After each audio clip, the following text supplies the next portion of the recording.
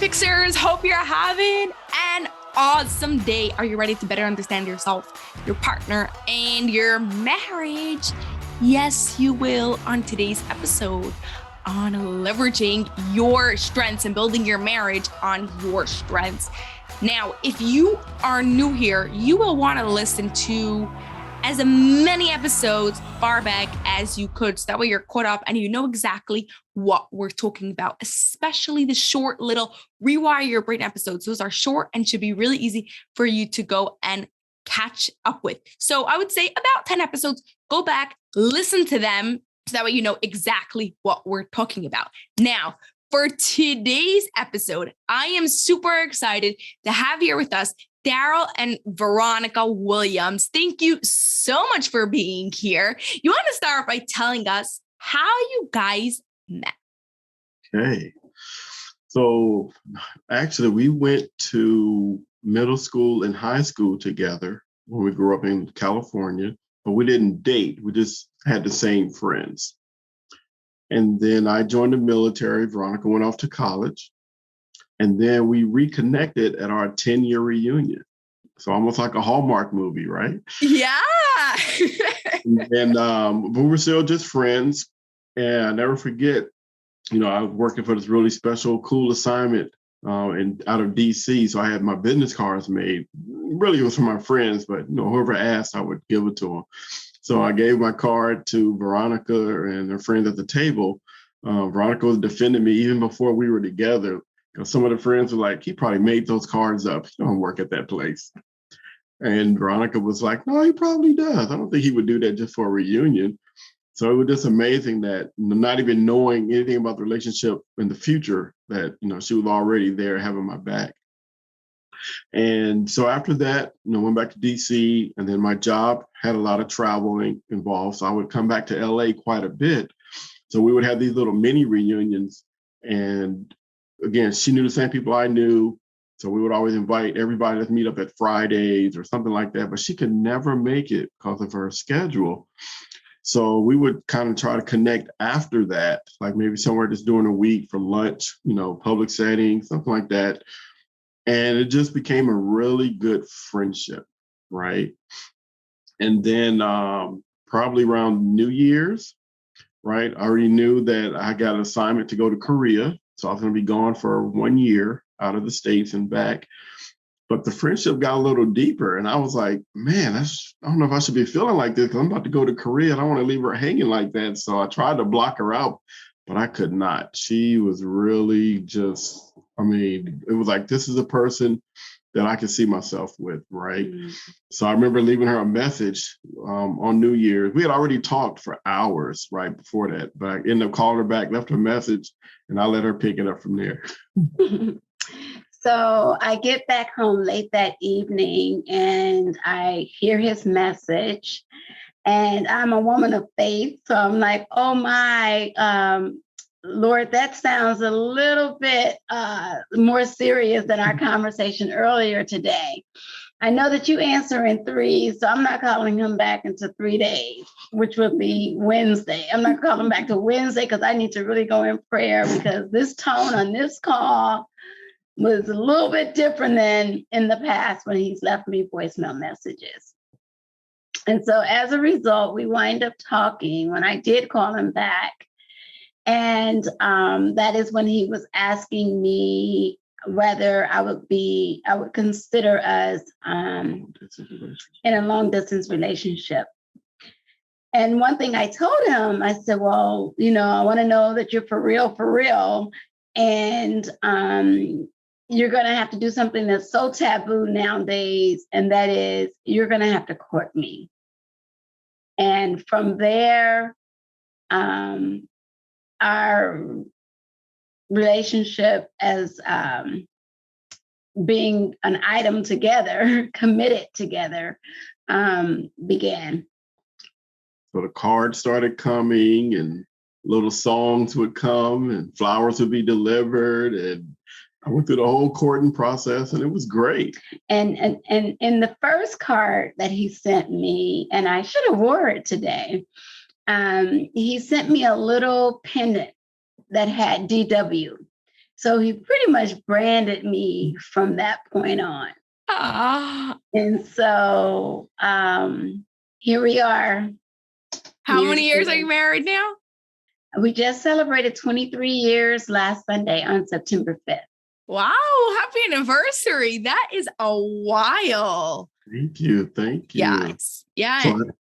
So I have to share the engagement because I always thought that was so funny, right? So when my travels, we did a trip to Seattle, and this restaurant, I was like, wow, this is a really nice restaurant because it had like nice little ambiance. And then there was like this one kind of area up top where I was like, man, this would be a great place to propose to somebody, right? So she had no idea that I was going to pop the question before I went to Korea, right? The plan was, we'll just stay friends and see what happens. But again, the friendship got so close, I was like, I would not want her to wait without some type of commitment before I left. So I had already scoped out the place, and we went out to dinner because she met me in Seattle because I was on my way to Korea. That was the drop-off point. And we went out to dinner that night. And I had already talked to my man, James, who was my server. And I was like, okay, James, I'm going to order 2 apple pies, right? She's not going to want one. So I need you to put the ring under the second plate and put it in front of her, right? And even though she's going to say she didn't order it, don't worry about it. Leave it anyway. So everything is set. We're talking, having a really good conversation. And then Jane says, would you like a dessert? I'm like, sure, let me have an apple pie. And she says, nope, I'm good. And he brings 2. And I love my man, Jane, because he was like, here's your pie. Like I got it right. And Veronica was like, I didn't order dessert. And I'm like, don't worry about it. I'll eat it. So everybody, and this is so funny, just the time. I mean, it was really like a Hallmark movie, right? It was like we started talking. I already wrote out what I was going to say. So I started talking to her. And I was like, basically, there's no way I would leave you without some type of assurance, right? I need you to know that I'm serious. And because of that, and I've opened up the second dessert thing, and her ring was underneath that. So while I'm waiting for her to say yes, she starts hyperventilating. So we had to get her some water, let her calm down. I actually got on one knee as well. So by this time, you did it right. I tried to, ST, I really did. And then the whole restaurant is like, it was like almost somebody like, look, I think somebody's proposing up there. So now we have the whole restaurant like watching this. And when she said yes, everybody erupted, started clapping. I mean, it's like we couldn't wait to tell that story to our kids down the road because it was really, special. That's a good story. What was that like, Veronica, like being so surprised like that? Right. We had talked hypotheticals, but we had agreed that, he would go to Korea, and when he came back, if we hadn't met anyone, we would resume. However, I guess for him, he wasn't letting that happen. When I saw him get on his knees, I was like, oh my goodness, this could not be happening right now. And as a result, I did begin to hyperventilate. They went and found a brown paper bag for me to blow in because it was just one of those moments. And think about it, here I am, and, we're in our 30s. I think we were 30 at the time. I never really had that biological pressure. Here I am 30, I don't have a man, I'm single. I wasn't in that mode. I just could not believe that it was happening. Number one, I didn't get to warn my parents because I was very close to my parents, and I know it was going to involve me having to move.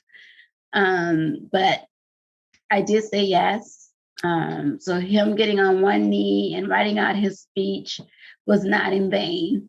Do you think it was worth it saying yes? Are you happy today that you did? I'm glad I said yes because, and it goes right into marriage. Here I am. We all have our idea of marriage. We all have seen marriages through our parents, for me, through siblings and other relatives. But there was something that I wanted a particular kind of relationship because of what I've seen in positive relationships around me. And there was no reason not to say yes because he was my best friend. I could talk to him comfortably and freely about anything, whether I agree, disagree, or I had a different opinion. And the third thing is not only him being me being able to share everything with him, we developed that he was my confidant. I had best girlfriends, but here's my best friend who happens to be male and soon to be my husband. And that was one of the characteristics that I believe I learned that was needed. We all make these lists, like we want them tall, dark, and handsome. But when you really think about it, those are just physical attributes. And you want something that is going to be more intensified and foundational that will stand. And by him being my best friend, my confidant, and someone whom I've grown to love and did not want to hurt, and someone that, because we waited before we had any close proximity to consummate our relationship. And so here is someone that was going to be my lover. And we didn't take away, by us waiting to consummate our marriage, there was no preconceptions. You were able to receive whatever the individual had versus having some other expectations. So, and here we are. And I feel the same, even more now, the same that I did 23 years ago. Wow. Yeah, you really see that that foundation of friendship, which is so very needed for marriage, really clearly and strongly in you. Yeah. So at what point did you start working together? Day one. So actually it was day one because, again, like she said, we were people of faith, right? So we both work with the youth. I worked with teenagers and she worked with elementary students, right, at the church, right? And then eventually we ended up joining another church and I became the youth minister. And she worked with the women's ministry. But then eventually what really brought us, and we back up. And then during that time, I was reaching out to other youth workers in the area. So we would do these workshops, right? Go to other churches and just help them set up a good foundation for youth ministry and help share resources. So when we would do these workshops, I would let Veronica do a piece here because she was very good as well. And I wanted to make sure that the husbands or the wives or these other youth workers could see that, two is better than one. Even though one of you may be in charge, right? Don't forsake the help that God has sent you, right? If that was the situation. So people saw how we just had just a good tag team going. And from there, that's really where we started working together. And then eventually, our pastor wanted to do small group studies and asked us to be over the couples Bible study, which we thought was an honor, right? To help other couples.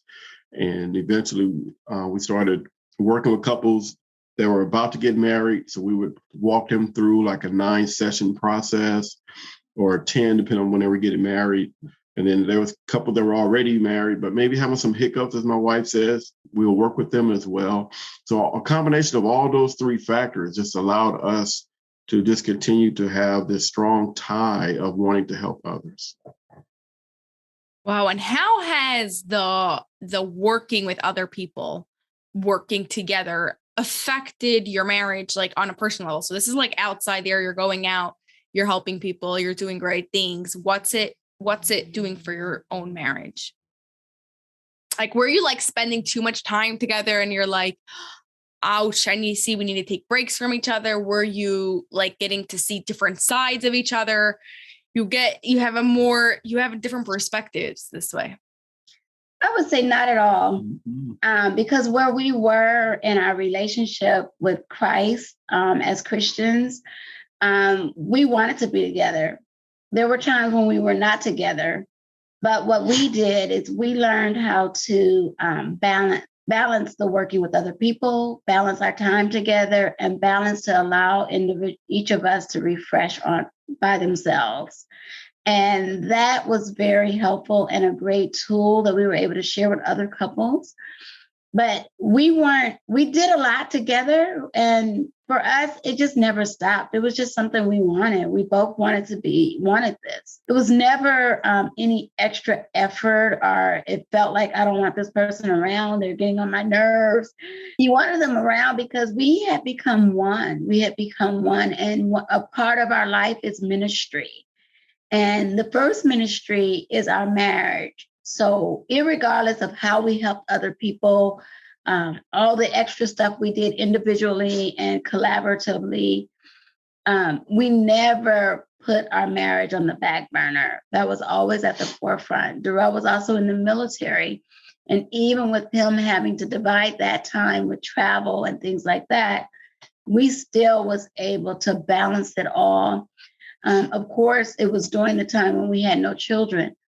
But it still was effective in the way that we did it, because our foundation that brought us together was already solidified way before, we got expanded to doing various types of ministries that took us from youth ministry to leadership to empowering men and women and youth workers, as well as leaders in the church. And I think the other thing too, SG, was it actually brought our marriage closer. Because you know how it is in the back of your mind, you want somebody that's saying one thing, but then you go in the parking lot, you're like, wait a minute, they just told us about communication, they're arguing, right? So we never wanted to be that couple, right? So it actually made, I thought, our marriage even stronger than it already was, because we wanted to be the example. Like some people don't put that much pressure on me, I'm not a role model. We wanted to be role models. We wanted to carry that mantle. We remember when we were dating, and we would see these older couples, ST, and they were walking and holding hands. We've always seen those couples. And you're like, I want to be that guy. I want us to be that couple, 50, 60 years from now. And I wanted a young couple to come up to us and say, excuse me, we just couldn't help but notice that you guys are still holding hands. What was it that got y'all to keep doing this over all the years? We wanted to be that couple. Okay, so I'm going to go and now throw the opposite question at you. You guys sound like so amazing. Great role models, being examples for everyone, almost like these perfect people. But as we know, you are people and you're not. So what is something for you as a couple that even 23 years later is still a challenge for you? I can tell you right off the bat, I'm too much of a perfectionist. Being in the military, I'm all about checklists. I'm all about this, how things should be done, my way or the highway. And it's one of those things that I tell the men, right, when I'm mentoring them, is we have to identify those weaknesses. And then we have to look at ourselves. I always tell them, don't look at your spouse if you think there's a challenge. Always look in the mirror at yourself. Because one thing I found out is the more I worked on myself, it seemed like the less of the problems I thought she had. Right. And it was true. So it was me being a perfectionist. And then again, because if we're teaching these couples, and we also had to have people over us that we could go to. So we had what we call mentor couples that we would go to. And I'll never forget one of the guys I used to talk to, and he asked me this one question to this day. I love it. He said, Darrell, do you want to be married or do you want to be right? Such a profound question. It's like, you continue on this perfectionist kick. Yeah, you're going to be right in your mind, but what is that going to do for your marriage?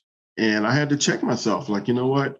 Everything doesn't have to be my way. It doesn't have to be done when I think it should be done. So I always tell the men, I think that's why our couples study was so great, because we were so transparent, because I was one of the first to say, okay, we hit this particular topic, I'll go first, right? I am terrible with listening. I have ESPN on in the background and she's trying to tell me about her day. I had to learn to not put it on mute, but turn off ESPN and give her my full attention. Yeah. Wow. Yeah. I love that question so much. Do you want to be married? Do you want to be right? I think about it all the time on the road, when you're driving and someone cuts you off, and it's like, okay. Yeah, I prefer to be alive here instead of getting back at this person. But that's right. In marriage, even more so, do you want to be married or do you want to be right? I like that so much. I'm going to start using that. Yeah, Sure. and part of that is you're relinquishing your selfishness, because that's what it requires. We all think we're always right, but when you're in marriage and you start living with someone else, you realize, wow, we have some differences, and then it's just tweaking and adjustments. And I like to use the analogy, even from whether you like to squeeze the toothpaste from the middle, or do you like to squeeze the toothpaste from the end? Two different opinions, two different thoughts. One think you get more out of it because by the time I squeeze it in the middle, when I get to the end, I can always go from the back, from the bottom up, and that's what marriage does. Marriage is a challenge, but it's a challenge to make you become better than who you thought you were and how perfect you were in your individually. But marriage pushes you to be your best self. I think for Darrell and I, we're not the perfect couple, but we are willing to make adjustments when necessary to allow us to have a healthy marriage. And that's what I would say to people.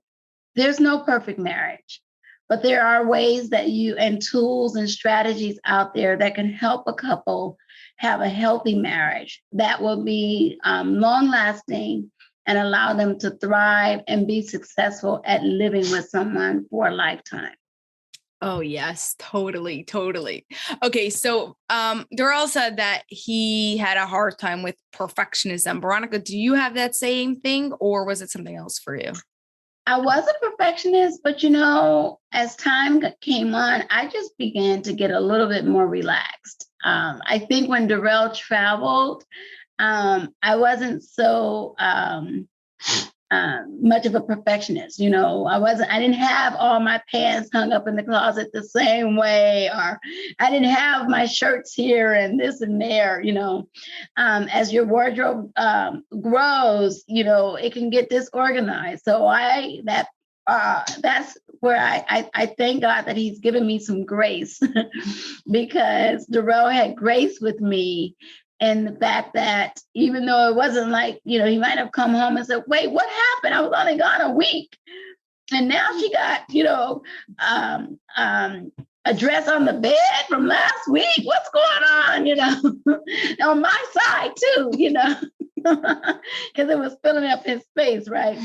So just learning to do that and learning how to just what, Darrell, we need to relax some rules here, Is it really going to hurt us that much that something's not in order? Is it really, does it really make us have a home of peace and of love and of kindness and of joy when we're always thinking about, I got to go move this glass because it's sitting on the counter and not in the sink? Who wants to live like that? Yeah. And some people live like that, but then we had to learn how to relax ourselves and adjust to what makes our marriage functioning in a healthy way and what is going to make each of us feel comfortable in our home, because it's both of our homes. It's not just one person.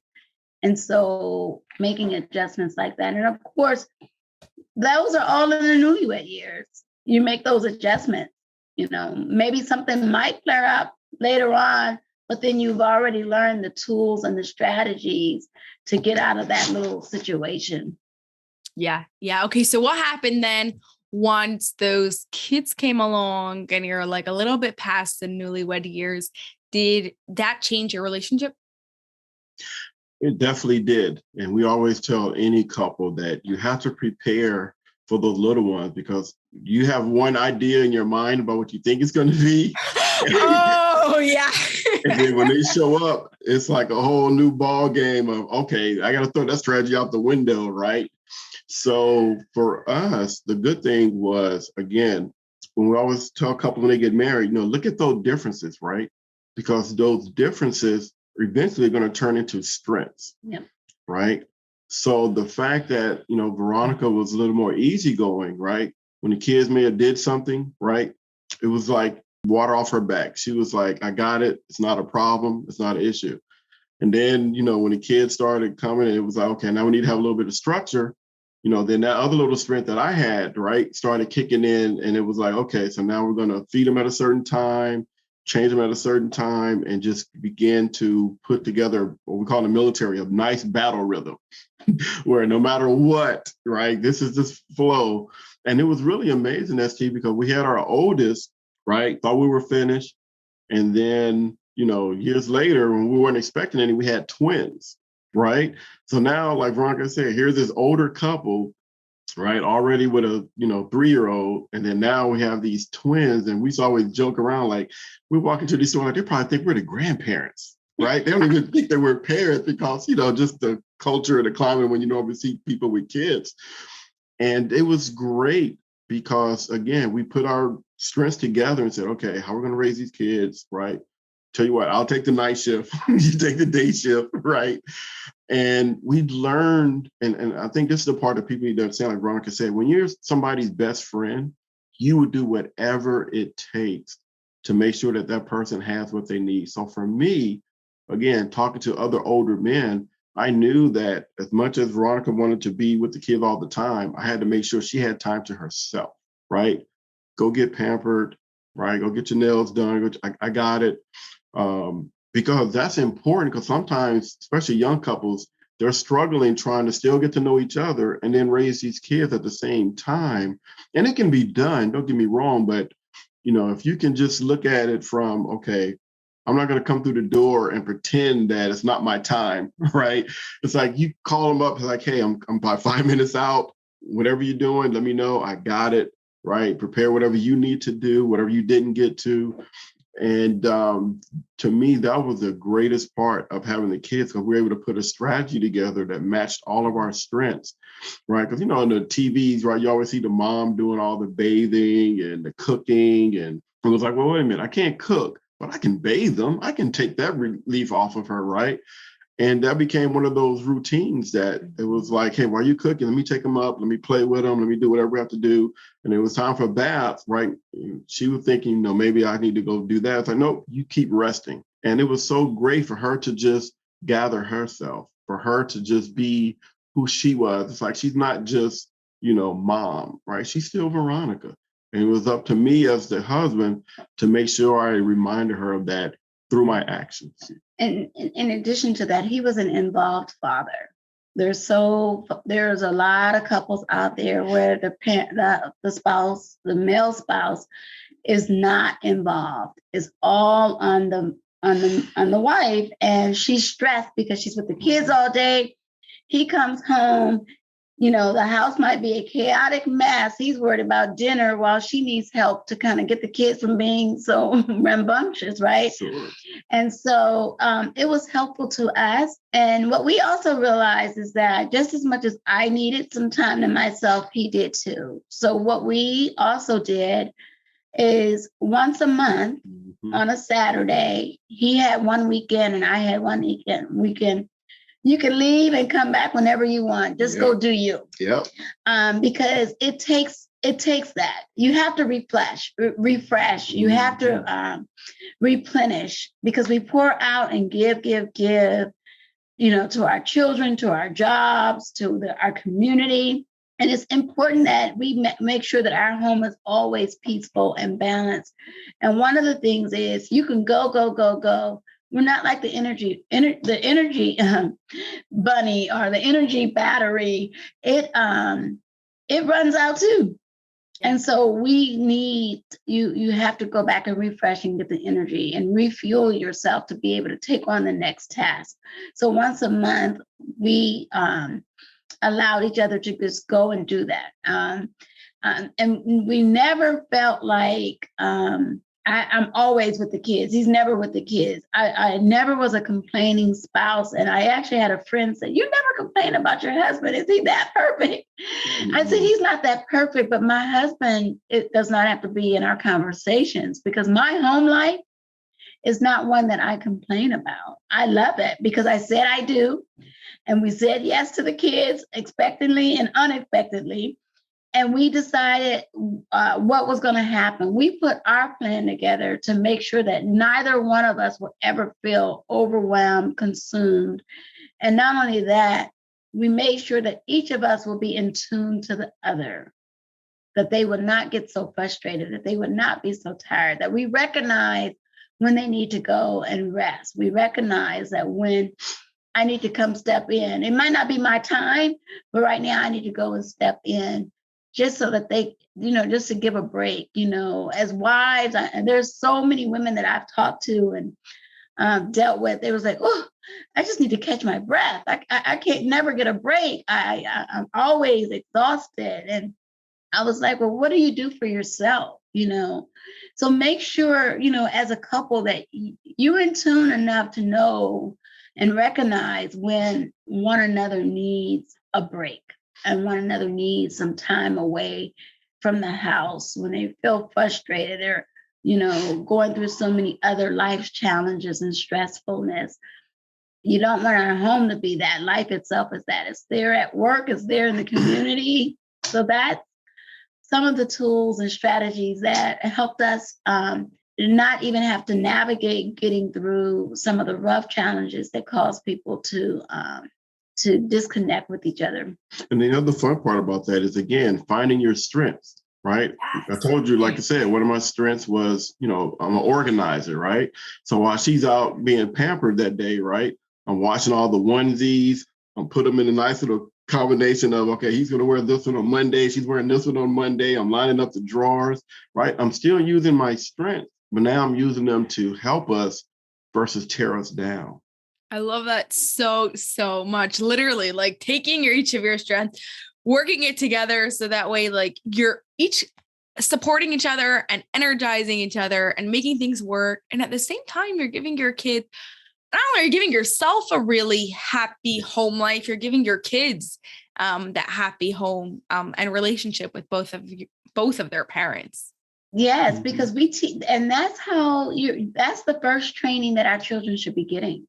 Yes. And as the kids got older, they realized by talking to other friends that our household was running so much different than other households. With twins. And we had twins, So it takes all of that, learning how to balance. We both were, we navigated that. And for us, we were able to navigate our lifestyle and create it. And just when the kids came, they were just incorporated in it because we didn't have kids first. And we know that it's not all marriages start out without kids. And so even with that, when you do come together, spend time together to communicate on what's working, what's not working, what do we need to do more of, what do we need to do less of, what do we need to incorporate here, whether it's getting outside help or anything like that. And looking at your family that can help or your community that can help. It takes all of that. One thing about us, when we had twins, my sister came and stayed about a month and a half with us to get us acclimated. And then the tail end of her trip, her husband came. So they both had the shift of getting up with the twins. So when my sister left, I had to really adjust, and help out, because there was times Darrell was really, really tired. And I was like, the kids are crying. And he wasn't moving because he was so tired. And so I said, okay, don't worry, baby, keep on sleeping. I'll go. So you have to recognize when one spouse is tired and need, to refresh and replenish. And one other thing about that is learning roles and responsibilities. There's no rule that says that the wife's duties are only inside the home. And there's no set of rules that say that the husband is only to do the outside stuff and don't have nothing to do with the inside. It's our home. We have to get it to function in a way that is going to be helpful to both of us because we both represent our home. So we fit in where you need to be, and we get in where we fit in. If I need to do something in the kitchen, or why, you're baking or you're cooking dinner, maybe I could just wash the dishes. Or he said, well, you can't do laundry and wash the dishes. Let me go do the laundry. And you know what I mean? So working things out. Yeah.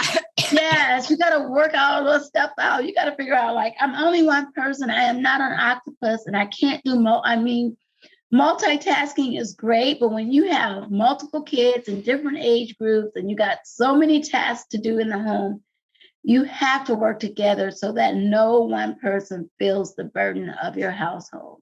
Yeah. And with your foundation of your friendship, you've got that there really, really strong. Yes. Okay. So before we get to our final question that I ask everyone, where can Life Fixers connect with you and learn more about what you do? So they can hit us up on Facebook, right? Our organization is called Alliance Seminars Coaching, right? And then we also have our website, which is Alliance Seminars with an S.org. Because one thing we learned was, again, with her background and her family, our parents were married, for how many years? 57 years. 50. So our parents were married for 57 years. So what she saw with her parents, my military background, it was like, we have enough that we can help other couples. So that's one of the things that we do is we pour out and help other couples because we want everybody to have that healthy marriage. We want everybody to know that, your marriage doesn't have to be like what your parents was. It's whatever you want it to be. You can learn new tools, you can learn new techniques, and you can have fun, right? It's like, I want single people when they walk and see us like, wow, that couple really is like having a lot of fun. I want us to be like that, or I want to have that whenever I get married. So that's one thing we really like, people said they had that chip on their shoulder. Like we do have that chip on our shoulder of we want to represent marriages in a very positive way.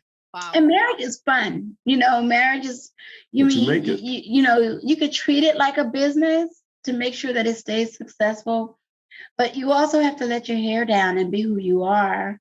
And you have to allow each other to be who they are, and be real, be authentic. Marriage causes you to be authentic, to learn how to trust, learn how to be honest, learn how to be free to say what you have to say without offending anyone. Okay, so that brings me to my last question. I like that you started saying that. How would you describe, how would you describe an extraordinary relationship without using love, trust, or connection? Say that one again. How would you describe an extraordinary relationship without using the following three words: love, trust, or connection? Okay. So for me, I would say the three words I would use is leadership, integrity, and selfless service. You have been in the military. Absolutely. Because one thing I found is every relationship involves leadership. First of all, there's personal leadership, and then there's collective leadership. Right? If I'm the right leader as a husband, my wife doesn't get stuck on the word about submit or humble because I'm already walking the walk, right? Integrity, right? Making sure that my word is my word. And not only that, but when you have that type of integrity that when she comes to a military event, right? Or any event, right? And the females say, oh my gosh, your husband talks so highly about you. He's always sharing, those type of things with you guys. So there's no, the integrity is there. And then the selfless service, again, any couple can take that, right? It's like, I'm not doing things for myself. Anything that I do is for the marriage, it's for her. Because here's the funny thing, when you practice selfless service, it automatically reflects back to you. Yeah. Okay, so what do you say, Veronica, going back to what you were saying? For me, I would say collaboration. I would say team player. And I would, my third word would be purposeful. Yes. Wow. Well, together with all your words together and your, all that you have in you, all that your character traits, all that you've worked on, you could tell why you have such an extraordinary marriage. Thank you. Thank you so much for being here. This was amazing getting to speak with you. We're glad we could be here. We love doing this. We really do. That's all for this episode of the Life Fix University podcast, but I have a huge favor to ask of you that will not only support the show, but will also help the people you love most. We are striving for 1 million downloads by the end of 2025, and we can't do this without your help. If you love this episode, please share it with 2 of your family and friends so they too can rewire their brains to have an extraordinary marriage. It was awesome spending time with you, and I'll see you on the next episode.